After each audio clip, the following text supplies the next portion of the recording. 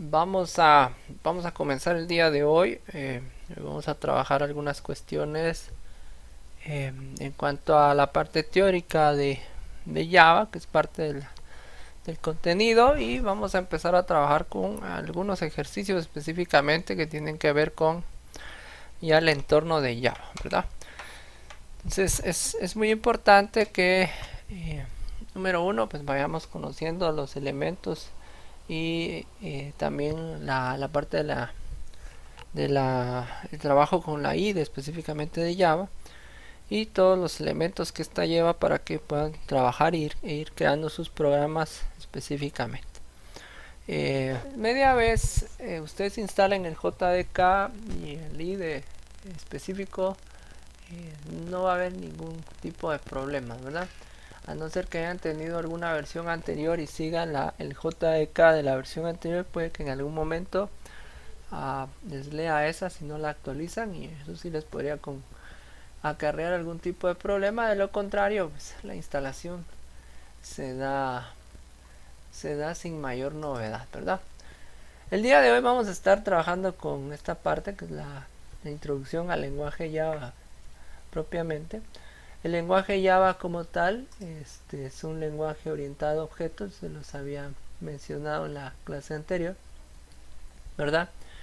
En muchos casos pues es considerado una plataforma informática, pero también es considerado un lenguaje de programación. Y este lenguaje de programación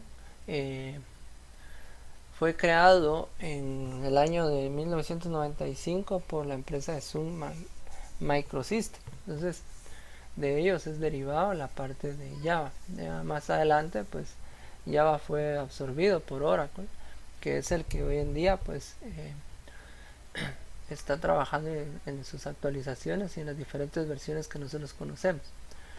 La idea como tal del lenguaje Java es facilitar el trabajo de los programadores, eh, con el hecho de tratar la manera de no estar reescribiendo el mismo código para diferentes programas, sino que en este caso la idea es escribir el código de un programa y que pudiera ejecutarse en cualquier dispositivo, ¿verdad? Y no estar haciendo diferentes versiones para múltiples dispositivos. Era la idea original o el objetivo original de Java cuando fue creado.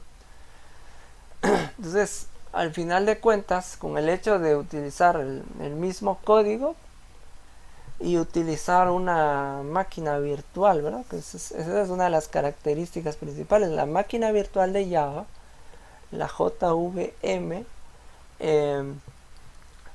brinda la posibilidad hoy en día a los usuarios de poder ejecutar el código de Java en diferentes tipos de dispositivos, ¿verdad? Tanto Windows, tanto Mac, como la parte de, en este caso hoy en día, Linux.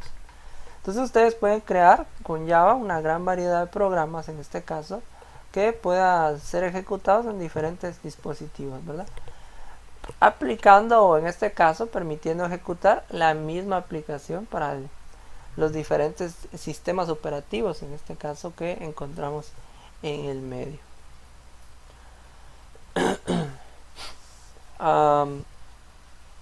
El lenguaje Java como tal podemos considerarlo que es orientado a objetos, ¿verdad? Y este pues es independiente de la plataforma o en este caso de hardware donde se vaya a desarrollar, por lo mismo de las características que tiene en cuanto a la capacidad de, en este caso, de trabajarse en cualquier sistema operativo basado gracias a su máquina virtual. Como el lenguaje como tal tiene una sintaxis y una estructura muy similar a veces a C Sharp, y eso se los he dicho a ustedes, cuando ustedes trabajan primero C++, después se van a la parte de C Sharp y después trabajan Java, se les facilita mucho el lenguaje porque tiene mucho parecido con lo que ustedes han venido viendo. No les voy a decir que son iguales, sin embargo sí tienen gran parecido y eso permite facilitar el aprendizaje. Sin embargo, debemos tomar en cuenta que hay características propias de Java, palabras reservadas o algunas herramientas como tal tienen diferente funcionamiento, y eso también hace que vaya variando y tengamos que ir investigando e informándonos de las diferentes características que puedan tener esas herramientas a la hora de estarlos aplicando, ¿verdad?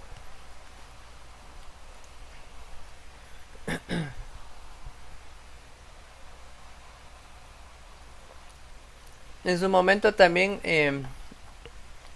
hay personas que confunden JavaScript, ¿verdad?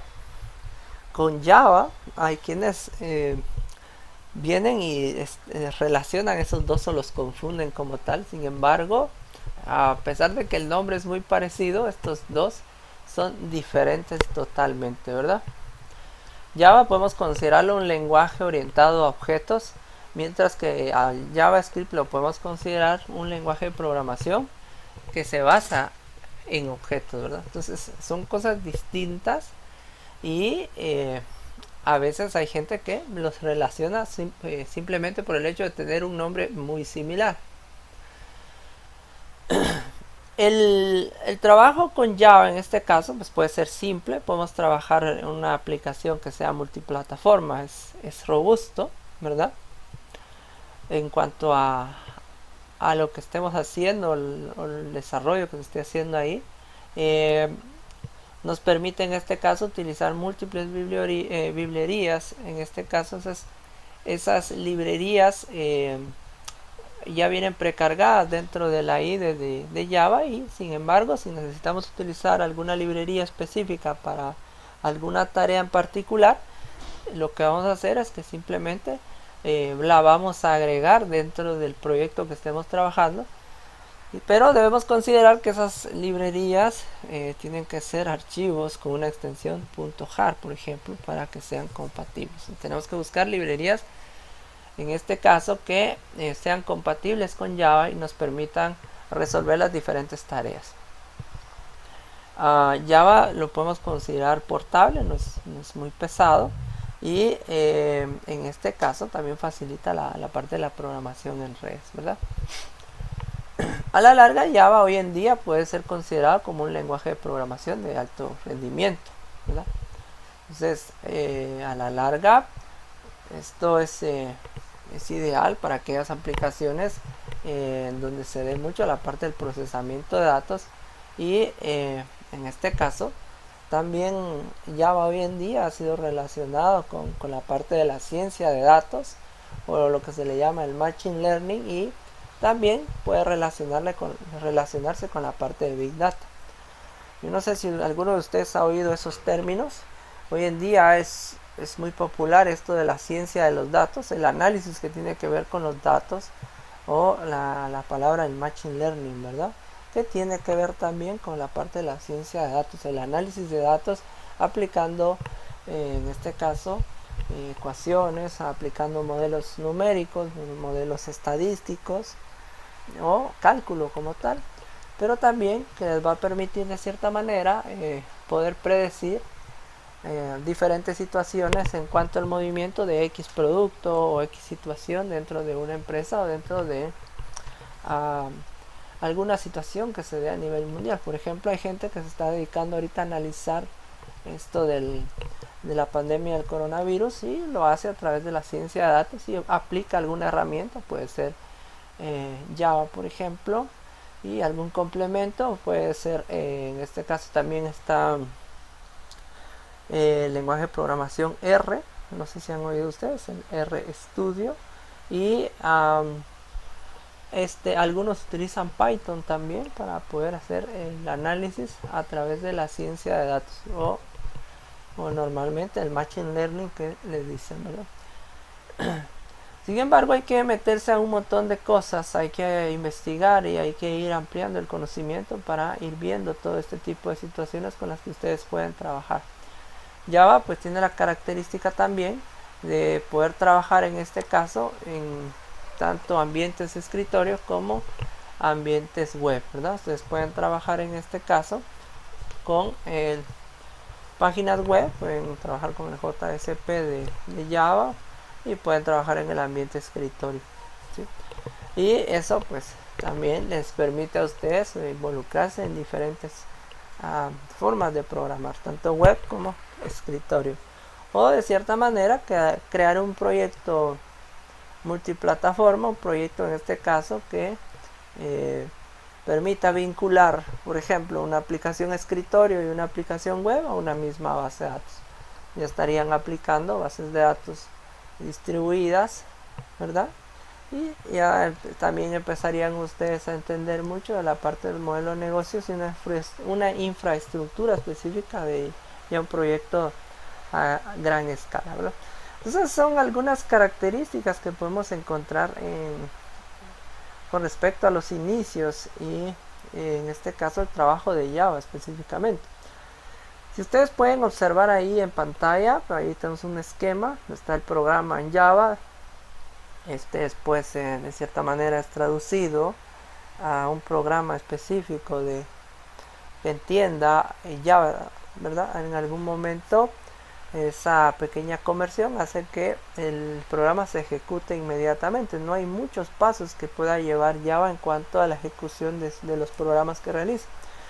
Y eso es porque Java es un lenguaje interpretado, ¿verdad? No realiza todo el proceso de compilación como un compilador como tal, o al tener un compilador, sino que en este caso interpreta la información del código fuente y la ejecuta sin mayor problema.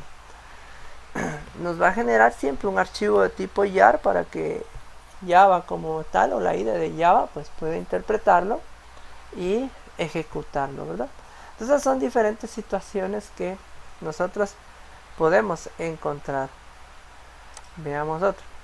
Aquí hay un primer programa de Java, el Hola Mundo, solo que en modo consola, ¿verdad? Así como en C++, yo no sé si ustedes se recuerdan, C++ tenía un programa principal, ¿verdad? El main, el private void main, ¿verdad? ¿Se recuerdan ustedes de eso? En el main ustedes venían y ejecutaban un conjunto de instrucciones, o ahí era donde ustedes programaban lo que quería que el programa hiciese, ¿verdad? Y este pues nos iba a devolver los resultados en modo consola.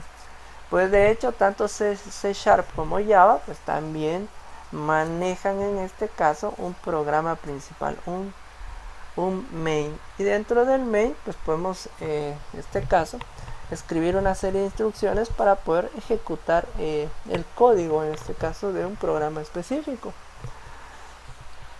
Ahí nos dan una explicación de las diferentes partes del main, ¿verdad? El main como tal es una clase, ¿verdad? Es una clase tipo estática y es como que una de las clases principales dentro del lenguaje, ¿verdad? Dice ahí, este método se empieza a ejecutar cuando se invoca el intérprete de Java para una clase dada. Es decir, el intérprete va a venir y lo va a ejecutar. ¿Y qué es lo que va a leer en este caso si no tenemos un programa a una mayor cantidad en este caso de líneas de código? Pues lo que esté ahí va a ir leyendo línea por línea dentro de lo que está en el main. Si nuestro programa no es gráfico, pues simplemente va a ejecutar lo que está ahí y lo va a desplegar en modo consola, a no ser que nosotros especifiquemos ahí que queremos llamar a un formulario, por ejemplo, y ejecutarlo ahí. El string args, por ejemplo, es un arreglo, ¿verdad? Y este va a tener los parámetros del programa, pero esos ya vienen predefinidos dentro de la parte de la estructura de Java como tal, al igual que en C# ya viene definidos, y eso es parte de las características que también facilitan la programación a la hora de estar trabajando. Y se van a dar cuenta ustedes que realmente no hay una complicación bastante grande a la hora de estar trabajando con Java, ¿verdad? Le van a encontrar mucho parecido a C#. Aquí, por ejemplo, nos aparecen algunos tipos primitivos de datos en Java, y esto de cierta manera ya los conocemos los tipos de datos de C# y muchos de ellos son similares en este caso en cuanto a su manejo con Java. Los enteros, por ejemplo, int, long, short, byte, los tenemos en C#. Los tipos reales, el tipo float, el tipo double, por ejemplo, también están los tipos reales en C#, ¿verdad? O los de coma flotante que les dicen normalmente. Los de tipo carácter, el tipo char, ¿verdad? También está en C Sharp, en los tipos booleanos, ¿verdad? Los lógicos, en este caso, los verdaderos o falsos, también están. Y no digamos la parte de los strings, ¿verdad? Las cadenas de caracteres, en este caso, también los podemos encontrar tanto en Java como en C Sharp.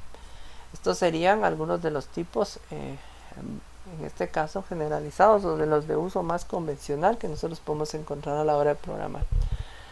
Si ustedes pueden observar ahí, pues ahí más o menos nos dan una longitud en cuanto a los tamaños, ¿verdad? Dependiendo de cuál vayan a ser. Hay unos que pueden tener un solo dígito, otros pueden tener 2, otros pueden tener 5, 6.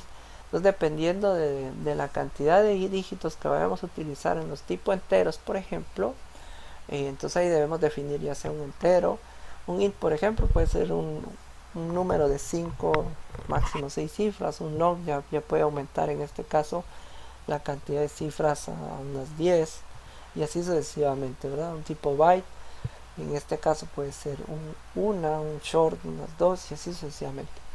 Entonces vamos a ir definiendo el tipo de dato de acuerdo al tipo de programa también que estemos ejecutando. Es bueno saber a veces las características de los tipos de datos y cuánto consumen de memoria. Eso con la finalidad de poder ahorrar en cuanto al consumo de memoria, o en este caso minimizar el uso de recursos del programa dentro de un dispositivo. Esa sería una de las ventajas de poder utilizar adecuadamente los tipos, en este caso, de datos. ¿Cómo declaramos una variable en este caso en Java? Lo declaramos de la misma manera que en C Sharp. Primero colocamos el tipo y después el nombre de la variable. Las variables, como ustedes ya saben, yo creo que ahí no tenemos ningún problema. No pueden iniciar con números, ¿verdad? No pueden haber dos palabras separadas. Tenemos que colocarlas juntas o colocarles un guión bajo, ¿verdad? Si declaramos la variable y le asignamos de una vez un valor, pues si es un número, simplemente colocamos el número después del igual. Y si es, en este caso, un tipo char, un tipo carácter, pues lo agregamos entre apóstrofes, y si es un tipo string, lo agregamos entre comillas, ¿verdad? Y los booleanos normalmente están definidos como true o false, y eso pues nos permite a nosotros poder trabajar.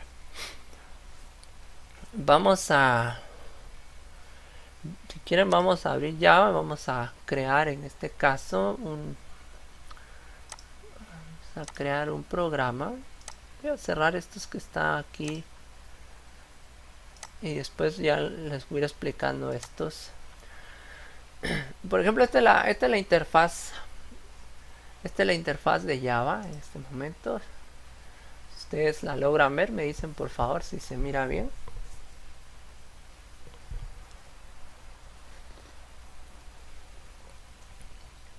¿Sí? Ok. Veamos. Normalmente acá nos aparece la página inicial, donde ahí podemos ver los proyectos recientes, ¿verdad? Hay novedades y todo eso, pues nos va apareciendo medio lo tengamos conectado a internet y lo estamos actualizando. Cuando nosotros, por ejemplo, instalamos la versión 11 o 12, ya nos aparece otro tipo de página inicial, y aplica lo que es Apache, ¿verdad? Pero de ahí, en cuanto a la parte de la programación, no varía mayor cosa. Del lado izquierdo, por ejemplo, podemos ver el esquema de todos los proyectos con los que hemos estado trabajando. Por ejemplo, si yo no quisiera tener alguno de estos proyectos ahí, simplemente pues le doy clic derecho y le doy close, cerrar, ¿verdad? Ahora, no le doy delete porque lo que voy a hacer ahí es que voy a eliminar el proyecto. Entonces, si yo no quiero mostrar el proyecto, prácticamente solo le doy clic a close y quito el proyecto del esquema. A veces es bueno quitarlos porque a veces nos llenamos aquí de programas y andamos buscando uno que otro. Si no lo definimos bien, no lo vamos a encontrar. Entonces es preferible en este caso ir cerrando los que ya no vamos a utilizar. Ahora, ¿dónde se guarda un programa cuando se crea? Normalmente cuando se crea el programa se guarda en una carpeta en mis documentos, ahí por default se va a guardar, ¿sí? Entonces eso también debemos tomarlo en consideración, que ahí vamos a guardarlo. Está la carpeta de NetBeans Project y ahí se van a ir generando cada uno de los archivos con los diferentes programas que nosotros vayamos a crear. Ustedes ven aquí, yo me metí a documentos y me metí a la parte de la carpeta que crea el NetBeans Project, y ahí se guarda todo. Aquí tengo un montón de ejemplos que después les voy a ir compartiendo, pero ahorita vamos a ir creándolos de cero, ¿verdad? Así se va llenando más nuestro archivo con diferentes ejemplos para que ustedes puedan trabajar. Cuando quieren abrir ustedes un proyecto, imaginen que no tenga nada acá, me voy a File o Archivo. Bueno, también depende de la versión como la hayan descargado ustedes, si en español o en inglés. Aquí Open Project, abrir proyecto, y simplemente buscamos la carpeta de documentos y ahí va a aparecer el listado. Si se dan cuenta, aparece el icono como una tacita de café. Ese es el archivo que ustedes van a abrir, ¿verdad? Ese es el que tienen que abrir. Aquí tengo, por ejemplo, este de constructores. Le doy Open Project y ahí está. Cuando le doy clic al signo más, ahí me aparecen los paquetes. Ahí está el constructor y listo, ¿verdad? Entonces así es como abrimos un proyecto. Después simplemente ya me puedo meter acá y ya puedo ver el código, ¿verdad? Aquí, por ejemplo, esto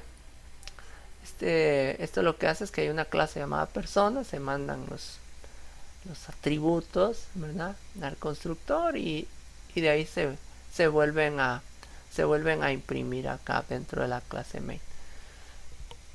Bueno, pero ese es uno de los ejercicios sencillos. De ahí lo vamos a ir trabajando. Bueno, ahorita creemos uno nuevo. Pues, por ejemplo, me voy a File, New Project, ¿verdad? Esta es una forma de crearlo. Y aquí vamos a encontrar diferentes opciones. Podemos crear una librería de Java, un proyecto con ya existentes ciertas características o un proyecto de ejemplo. Podemos habilitarlo, ¿verdad? Y también en este caso crear una aplicación de Java nueva, que sería la primera opción. Verifiquen que esté marcada la parte de Java Application, ¿verdad? Acá tenemos los ejemplos que les había dicho. Aquí hay diferentes ejemplos, pueden ustedes abrirlos y probarlos, ¿verdad? Y también vamos a encontrar algunas otras características de Java FX, aplicaciones, proveedores, y esto es ya más orientado a la parte de trabajo con archivos XML para ya algún tipo de aplicación web, ¿verdad? Pero ahorita nos vamos a centrar en esta parte de el Java Application. Le damos Next acá y aquí nos va a pedir que ingresemos el nombre del proyecto, ¿verdad? Le voy a colocar ejemplo 1, le voy a colocar para irlos diferenciando, ¿sí? Ejemplo 1. Por defecto me está creando el proyecto en la carpeta de NetBeans Project. Ustedes pueden cambiar en este caso la carpeta de destino. Aquí está el NetBeans Project. Pueden venir y crear una carpeta donde vayan a guardar todos los ejercicios que vayan a estar trabajando en el curso. Lo pueden hacer fácilmente, ¿verdad? Ahí no habría ningún tipo de problema.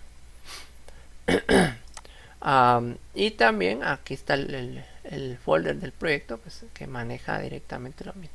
Entonces lo que va a pasar ahí es que dentro de la carpeta NetBeans Project se va a crear una carpeta que se llame ejemplo 1, y ahí dentro van a encontrar ustedes prácticamente todos los componentes necesarios para que se ejecute el programa. Aquí por defecto aparece seleccionado la parte de crear la clase principal, el main. Ahí por favor déjenlo, porque si ustedes no lo activan, les va a tocar programar la clase principal, crear una clase y colocarla como un main, ¿verdad? O crear su clase main, de pocas palabras. Le doy finalizar y automáticamente me abre esto. Aquí está mi clase principal, el public static void main, ¿verdad? Aquí yo escribo el código necesario para poder ejecutar en este caso el conjunto de instrucciones o ejecutar formularios, todo lo que voy a hacer como programa. Aquí aparecen algunos comentarios, esto pueden borrarlo, está reservado el espacio para el trabajo directamente en memoria y esto lo crea dentro del paquete llamado ejemplo 1. Normalmente cuando estamos trabajando en Java, pues a veces puede aparecernos todo y pueden aparecernos los formularios, las clases y los mismos iconos en el mismo paquete, pero es importante que ustedes estructuren bien su programa de tal manera que sean más ordenados a la hora de estar trabajando. Entonces, por ejemplo, si yo le doy aquí New, por ejemplo, buscamos Java Packet, un paquete de Java, entonces eso me va a permitir a mí crear un paquete. Lo que sí debo verificar es que el paquete esté dentro del proyecto, porque puede ser que por confusión borremos esto y nos quede perdido el paquete o nos marque algún tipo de error. Entonces ese paquete, por ejemplo, lo puedo colocar de nombre formularios, ¿verdad? Entonces ese paquete va a ser específicamente para los formularios. Si ustedes observan, me aparece un color gris claro y eso es porque de cierta manera no tiene ningún tipo de contenido. Y este ejemplo 1 que está aquí lo puedo renombrar, ¿verdad? Le doy clic derecho y aquí le damos refactor, ¿verdad? Y buscamos la opción rename, ¿verdad? Renombra. Fíjense pues en refactor y rename, ¿sí? Entonces ahí le voy a colocar, por ejemplo, clases. Le doy refactor y me va a cambiar el nombre y automáticamente me va a actualizar todo el proyecto, ¿sí? Entonces aquí, por ejemplo, aquí voy a crear las clases, aquí formularios y puedo crear otro paquete para ir guardando los iconos o las imágenes que yo pueda estar utilizando dentro de mi proyecto. Por ejemplo, si quiero trabajar modo consola, pues simplemente trabajo acá. Vamos a hacer algo aquí sencillo. El hola mundo del ejemplo. Ustedes ven, vamos a ver qué se nos ocurre aquí. Por ejemplo, vamos a colocar aquí algo así sencillo. Vamos a declarar nuestras variables. Vamos a empezar con eso. Declaremos variables. En este caso, int número, por ejemplo, se me ocurre. Vamos a hacer algo bien básico aquí ahorita, solo por ser modo consola. Después lo voy a modificar y vamos a trabajar algo en entorno gráfico, ¿sí? Entonces, por ejemplo, acá te estoy declarando una variable tipo entera, ¿verdad? Que se llama número o num. Y le vamos a enviar un mensaje ahora. O vamos a mostrar, por ejemplo, un mensaje, en este caso, por la consola de Java. Entonces voy a hacer esto. Para poder mostrar un mensaje en la consola, escribo system.out, salida. Aquí esta es otra característica también interesante de Java ahora. Cada vez que escribo yo una palabra reservada, me muestra una ayuda, como ustedes pueden observar ahí. Me dice para qué me sirve. En este caso, el punto out, para qué me sirve el system, ¿verdad? Cuando yo coloqué el punto, me desplegó un menú donde me indica con qué tipo de, en este caso, parámetros puedo yo trabajar, qué tipo de métodos puedo utilizar system. Entonces ahí le estoy diciendo que necesito que sea de tipo salida y entonces que me imprima print, ¿no? Está el print ln y está el print. Si ustedes se recuerdan, ustedes usaban esto en C++, ¿no? Le estoy diciendo que impriman lo siguiente. Entre comillas voy a colocar el mensaje que quiero que muestre. Por ejemplo, le voy a decir ingrese un número. Y esto me lo va a mostrar en pantalla. Bueno. Entonces, por ejemplo, ahora ¿Cómo capturo la información que puede ingresar el usuario? Entonces aquí vamos a asignar el valor que ingresa el usuario a la variable num, ¿verdad? Entonces vamos a colocar que num va a ser igual, y aquí hay un dato importante. Por ejemplo, yo necesito un elemento, en este caso, o un objeto que me permita a mí poder mostrar o capturar lo que yo escriba por medio de la parte de consola. Entonces, ¿qué vamos a hacer ahí? Antes de escribir esto, yo necesito utilizar una librería para poder trabajar con la parte de la consola de Java. Entonces voy a, en este caso, a importar la librería Scanner. Es una de las más sencillas para poder trabajar con esto. Entonces yo voy a colocar Scanner. Ahorita me va a marcar esto. Voy a declarar una librería, voy a declarar una variable. Aquí estoy generando una instancia a esa librería. Entonces a la larga se va a convertir en un objeto. Entonces le estoy diciendo Scanner SC va a ser igual a New Scanner. Si ustedes se dan cuenta, me está marcando ahorita, me lo está subrayando porque no he importado esa librería. Le voy a poner system.in, ¿verdad? Es aquí que me reconozca las entradas de datos. Si yo no coloco el escáner, por ejemplo, el mensaje del system.out.print me lo va a mostrar. Pues es una salida, sí me muestra el mensaje, pero para poder capturar los valores que ingresa el usuario, yo necesito utilizar esta librería, la librería del escáner. Ahora, si ustedes observan acá del lado izquierdo, ahí me está apareciendo una pequeña bombillita y un icono rojo ahí. Entonces me está diciendo que yo necesito importar la librería en este caso del escáner. Le doy clic ahí y automáticamente en la parte de arriba me va a importar esa librería. Aquí está. Import java.util.scanner, ¿sí? ¿Y qué es lo que está pasando ahí? Pues simplemente lo que está pasando es que para poder utilizar la entrada de la consola de Java, yo necesito usar el system.in, porque el .out aquí está por defecto, me muestra el mensaje, pero para poder capturar información yo necesito activar esa librería y generar una instancia de ese método. Entonces ahora sí voy a colocar aquí, por ejemplo, num va a ser igual y mi variable sc punto y aquí me aparecen diferentes combinaciones para los diferentes tipos de datos. Si yo declaré un tipo int, es next int.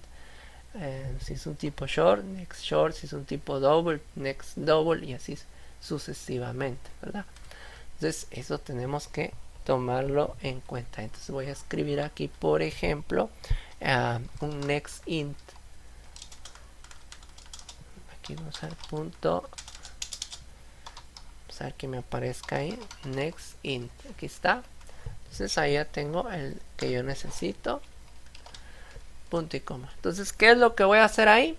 Simplemente voy a capturar y le voy a asignar el valor que ingrese el usuario a la variable num y listo. Bueno, ahora ya podemos hacer cualquier cosa ahí. Vamos a poner una condición, por ejemplo, si num, ¿se recuerdan del símbolo del módulo? ¿Recuerdan ustedes qué hace el módulo?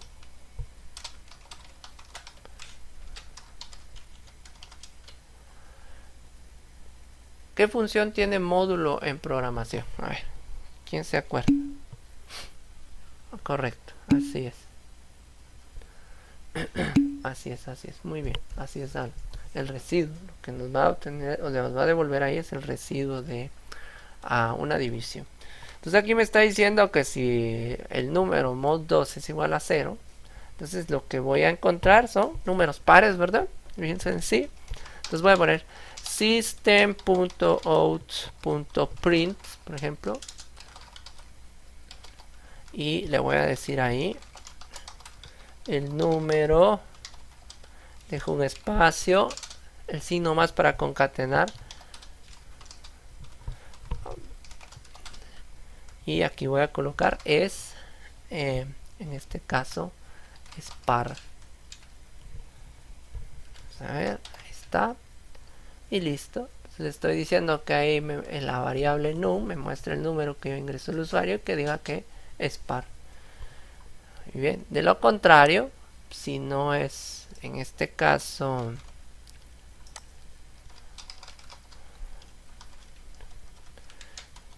si no es par, que me muestre que es impar. Entonces, copié y pegué y le voy a cambiar aquí a impar. Y ahí está. Si se dan cuenta, tenemos un pequeño programita. Solo que ahorita está en modo consola, por supuesto. Ah, sí, también se puede, correcto. Ese operador ternario es bien práctico para algunas, en este caso, para algunos tipos de elementos en programación. Si tiene razón, bien útil a la. Ahí está, miren, revisen eso que agregó Alan también, es bien práctico esa modalidad. Simplemente ahí mismo evalúa la condición y se va por una u otra opción, ¿verdad? Así es. Bueno, veamos acá. Entonces acá tenemos un ejemplo bien básico, pero que a la larga enfatiza un poquito la parte de condiciones usando if, por ejemplo un if else, cómo mostrar mensajes en este caso en la consola de Java, y también el hecho de importar las ciertas librerías que en su momento ustedes van a necesitar cuando estén trabajando con algunos elementos específicos, ¿verdad? Y lo mismo va a pasar, por ejemplo, cuando estemos trabajando con formularios, nos va a pedir Java que importemos o demos el permiso de acceso a la carpeta de acuerdo a desde donde lo estemos solicitando. Entonces tenemos que importarlo, ¿verdad? Pero ya lo vamos a ir viendo. Entonces acá fácilmente podemos venir y podemos ejecutar nuestro programa acá, o F6 por ejemplo. A veces cuando tenemos múltiples proyectos, pues es bueno darle clic derecho y ejecutar aquí Mayus, por ejemplo, y F6 para ejecutar un archivo específico. Son algunas opciones que tenemos para poderlo modificar. Cuando estamos trabajando con formularios también, a veces nos aparece el icono de un ojo. También nos sirve también para ejecutar cierto formulario para irlo probando, ¿verdad? Son diferentes opciones. Aquí, por ejemplo, las opciones de ejecución.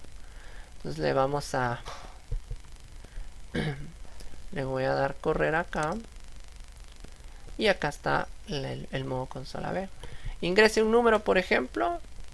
Aquí por ejemplo solo le coloqué print, no le puse ln para el salto de línea, pero voy a colocar el 3.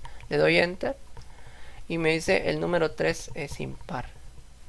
Si yo quiero volverlo a ejecutar, aquí donde está re-room, por ejemplo, ingreso otro número, 6, el 6 es par, y ahí nos está mostrando y nos está capturando la información dentro del modo consola, ¿verdad? Y así es bien sencillo. Aquí puedo cerrar esto y cerramos la ejecución de ese programa. Entonces así es como podemos ir trabajando nosotros ya la parte de modo consola. Ahora vamos a modificar este programita y vamos a convertirlo en algo un poquito más que lleve un poquito más de trabajo. Entonces veamos, esto de acá por ejemplo lo voy a quitar, ya no me va a servir. Ahí está. A ver, voy a quitar esta de la librería Scanner. Vamos a quitar también. Ahí está. Ahorita ya no me va a servir. Aquí me lo subraya porque ya no está eso. Entonces lo puedo quitar y ahí está. Muy bien. Entonces vamos a ir acá. Si ustedes van en sintonía, aquí donde está el paquete de formularios, le voy a dar clic derecho y vamos a agregar un nuevo, en este caso JFrameForm, ¿verdad? O un formulario, ¿sí? Tenemos un internal frameform. Normalmente este internal frameform no les aparece, hay que buscarlo donde está la opción de otros, pero eso se los voy a explicar más adelante cuando estemos trabajando con la parte de, en este caso, formularios que se puedan abrir dentro de algún contenedor en otro formulario. En este momento vamos a utilizar el JFrameForm, ¿verdad? Le damos clic acá y nos solicita que le agreguemos un nombre. Entonces, pongámosle ahí formulario principal. Así sencillo. Le doy finalizar y ya tenemos nuestro formulario. Al igual que C#, pues ahí está, le puedo aumentar o disminuir el tamaño, todo dependerá de qué quiera hacer yo ahí. Al igual que C#, pues tiene sus propiedades propiamente, ¿verdad? Aquí le podemos agregar un título, ¿verdad? Vamos a colocarle aquí formulario principal. Ahí se me fue un acento. Entonces a la hora de ejecutarlo va a aparecer el título ahí. Podemos cambiar en sus propiedades también desde acá. Por ejemplo, tenemos aquí la opción de ver las propiedades. Nos va a aparecer esto, lo mismo que está aquí del lado derecho, ¿verdad? Entonces tenemos diferentes opciones para poder trabajar. Aquí en lo del diseño, pues también podemos cambiar las características del diseño. La parte del set layout lo que nos permite es modificar el diseño en cuanto a cómo ir agregando en este caso los cuadros de texto, los combo box. Entonces si yo le doy absolute layout, lo que estoy diciendo es una libertad absoluta, es decir, yo puedo moverlo donde yo quiera. El diseño libre que está activo en este momento pues me permite mover los elementos, solo que trata el mismo sistema de Java de irlos acoplando y en este caso dándole una orientación o alineación adecuada. Pero hay momentos en los que a veces es un poco quisquilloso Java, en el sentido de que se nos mueve algo y el otro también se corre, entonces tenemos que liberar ahí sí que el diseño completo en cuanto a la parte de los elementos. Eso sí lo tenemos que ir viendo, ¿verdad?